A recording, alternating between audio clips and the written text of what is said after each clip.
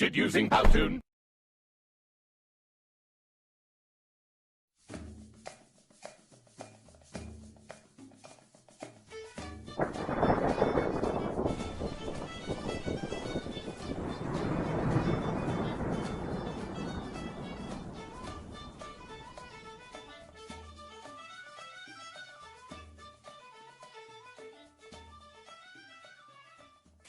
Teman-teman, tahukah kalian bagaimana air bisa terus ada di permukaan bumi dan terus-menerus menyokong serta mempertahankan kehidupan di muka bumi?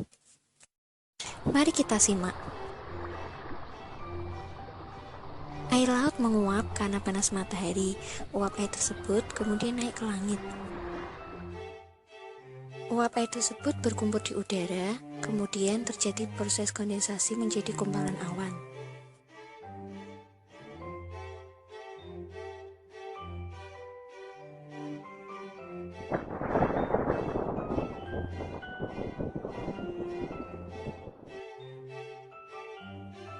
Awan-awan yang terkumpul di langit kemudian mencair sehingga menimbulkan bintik-bintik hujan yang turun ke permukaan bumi.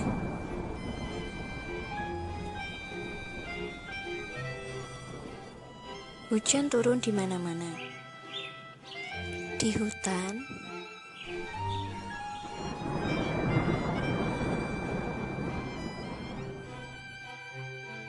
di perkotaan,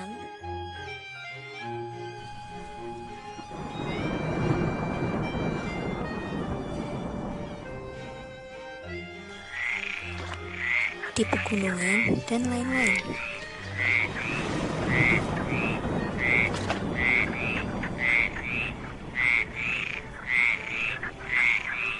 Air hujan yang jatuh ke sungai kemudian mengalir menuju ke laut. Air hujan yang menuju ke laut kemudian menguap lagi. Itulah yang dinamakan siklus air yang terjadi berulang-ulang sehingga keseimbangan alam tetap terjaga dengan baik.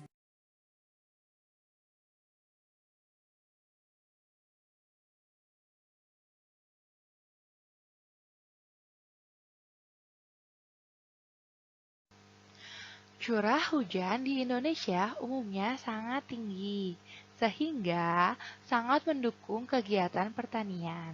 Oleh karena itu, banyak masyarakat Indonesia yang memanfaatkan lahannya untuk kegiatan pertanian. Hujan jika tidak dikelola dengan baik juga akan menimbulkan dampak lingkungan yang luar biasa.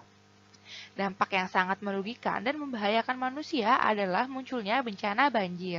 Banjir terjadi karena hutan di daerah hulu sungai telah mengalami kerusakan dan adanya kebiasaan buruk manusia dalam membuang sampah.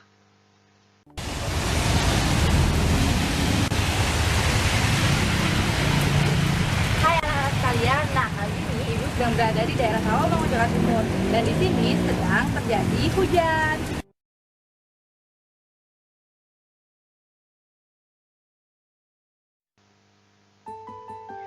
Air hujan akan mengalir ke wilayah yang lebih rendah.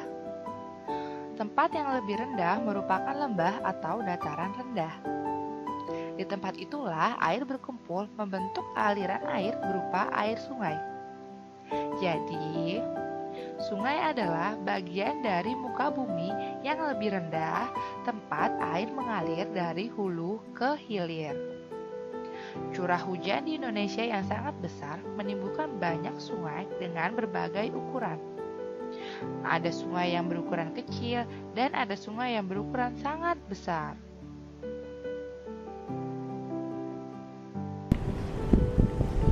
Setelah kalian lihat video penjelasan mengenai air sungai, kali ini Ibu akan membawa kalian untuk melihat langsung kondisi sungai. Sungai ini terletak di daerah DKI Jakarta, tepatnya di daerah Durensawit, Jakarta Timur. Sungai ini termasuk ke dalam sungai yang tidak terurus. Kenapa? Karena di sini ada banyak sampah serta adanya pembuangan air limbah industri yang membuat sungai ini menjadi kotor dan berbau.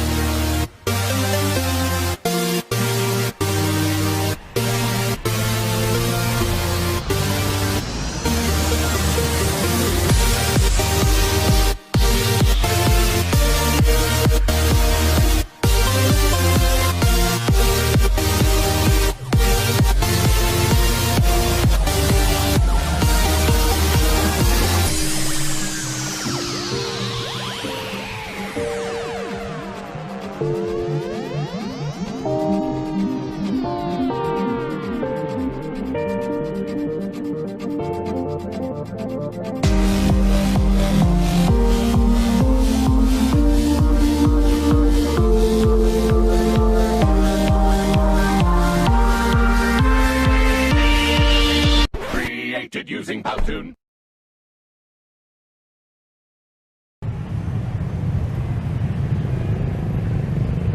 Nah, setelah kalian melihat penjelasan mengenai air danau yang terbentuk berdasarkan proses pembentukannya, kali ini Ibu membawa kalian untuk melihat langsung contoh dari air danau yang terbentuk atas buatan manusia.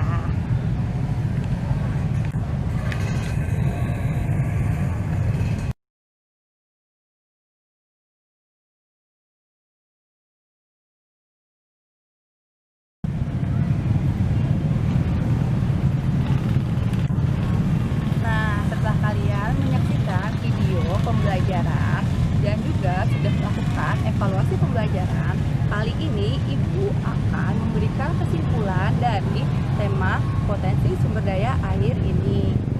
Terima kasih sebelumnya kepada kalian yang telah membantu Ibu untuk menyimpulkannya. Kesimpulannya adalah bahwa air yang ada di bumi ini tidak pernah habis dikarenakan adanya siklus air. Siklus air yang ada di dunia terbagi menjadi 3. Yang pertama adalah siklus air pendek, yang kedua adalah siklus air sedang, dan yang ketiga adalah siklus air panjang.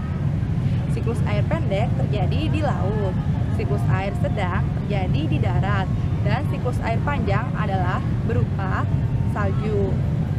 Setelah itu, bentuk-bentuk air di Indonesia terbagi menjadi 4.